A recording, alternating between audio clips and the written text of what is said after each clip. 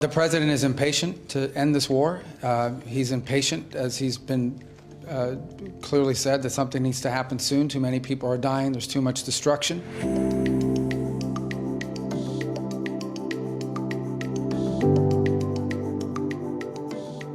We don't have high expectations of what will happen tomorrow.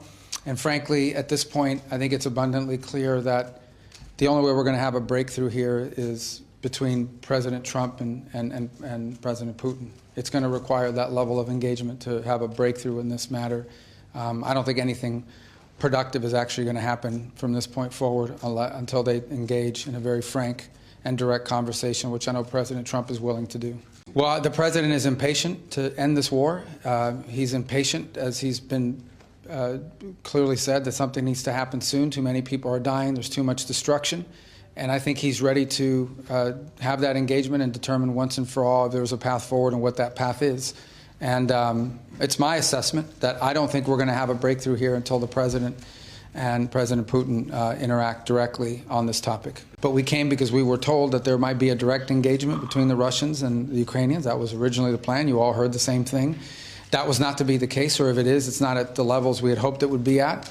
I hope I'm wrong. I hope they have tremendous breakthrough tomorrow if they talk. But I frankly do not believe that we're going to have a breakthrough here until President Trump sits face to face with President Putin and determines what his intentions are moving forward. The level of team that was sent by the Russian side is certainly not indicative of one that's going to lead to a major breakthrough. I hope I'm wrong. I hope I'm 100% wrong. I hope tomorrow the news says they've agreed to a ceasefire. They've agreed to enter serious negotiations. But I'm just giving you my assessment, honestly. I don't think it's going to lead to that just because of the structure and how this is all played out. I think the next thing that has to happen here for there to be a breakthrough, if there's going to be one, is going to involve President Trump's direct involvement. And I believe the president shares my assessment.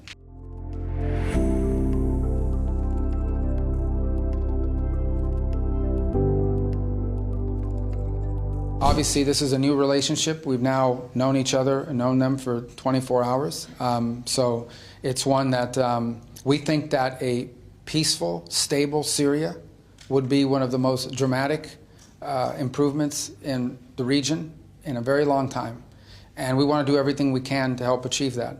We have governing authorities there now who have expressed, not openly and repeatedly, that this is a nationalistic movement designed to building their country in a pluralistic society in which all the different elements of Syrian society are able to live together.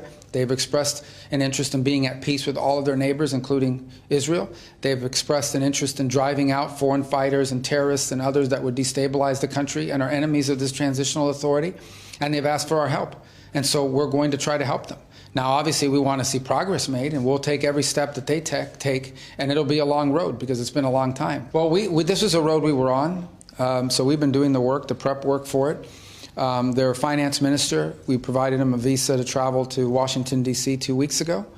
Their foreign minister, we provided him a visa a week ago to travel to New York and met with our UN representative. I was scheduled to come here and meet today with the foreign minister.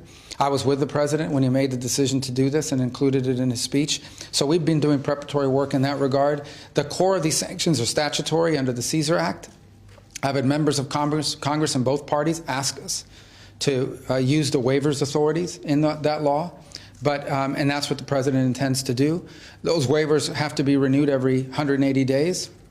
Ultimately, if we make enough progress, we'd like to see the law repealed because you're going to struggle to find people to invest in a country when in 6 months sanctions could come back. We're not there yet. That's premature. I think we want to start with the initial waiver, which will allow foreign partners who wanted to flow in aid to begin to do so without running the risk of sanctions. I think as we make progress, hopefully we'll be in a position soon or one day to go to Congress and ask them to permanently remove the sanctions.